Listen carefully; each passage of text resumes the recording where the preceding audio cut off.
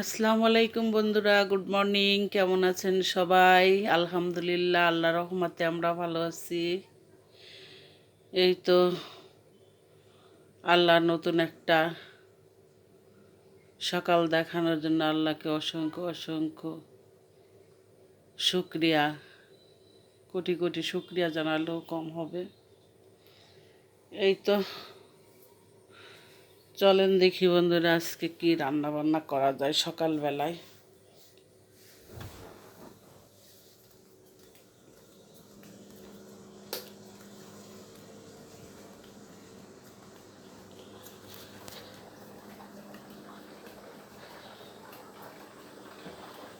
এই তো আজকে শরীরটা একটু খারাপ, তার জন্য আলু ভর্তা আর ভাত বসিয়ে দিয়েছি, আর কালো জিরে ভর্তা করব,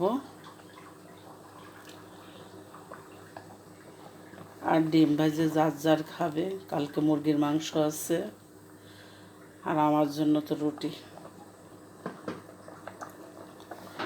এই হচ্ছে আজকে সকালের নাস্তা।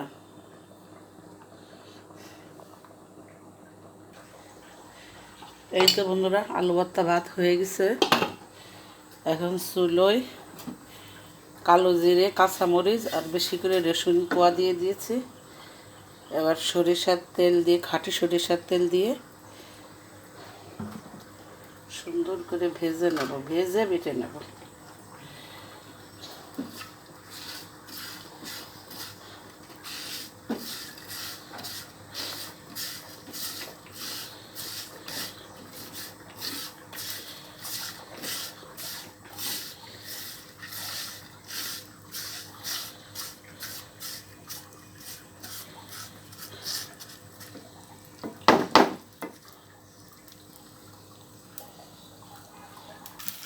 তো এরকম অল্প আছে, সুন্দর করে ভেজে নেবেন।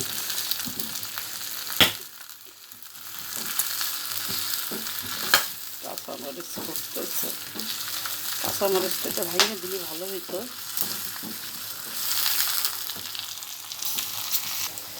এবার আলু ভর্তার জন্য পেঁয়াজ মরিচ ভেজে নেব। শুকনো মরিচের ভর্তা খাই না আমরা খুব একটা, এভাবে কাঁচামরিচ আর পেঁয়াজের আলু ভর্তাটা খাইতে ভালো লাগে। শুকনো মরিচের ভর্তা খাওয়া ক্ষতি, কিন্তু তার থেকে আমার মনে হয় কি যে এই কাঁচামরিচ আর পেঁয়াজ এভাবে ভেজে নিয়ে ভর্তা করলে একটা অন্যরকম স্বাদ লাগে। সবভাবেই করে খাইতে হয়, শুকনো মরিচ দিয়েও খাইতে হয়, এভাবেও খাইতে হয়, এক এক সময়। এই তো বন্ধুরা, পাটায় কালো জিরে, পেঁয়াজ আর রসুন আর কাঁচামরিচ দিয়ে নিয়েছি ভাজা, এখন বেটে নেব।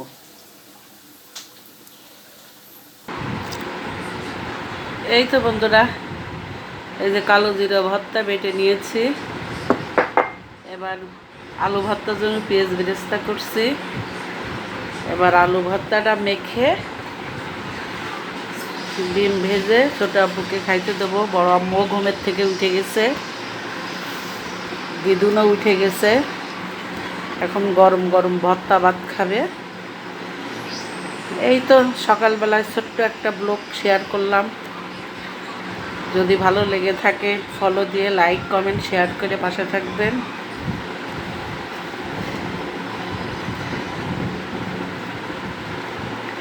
আল্লাহ হাফেজ।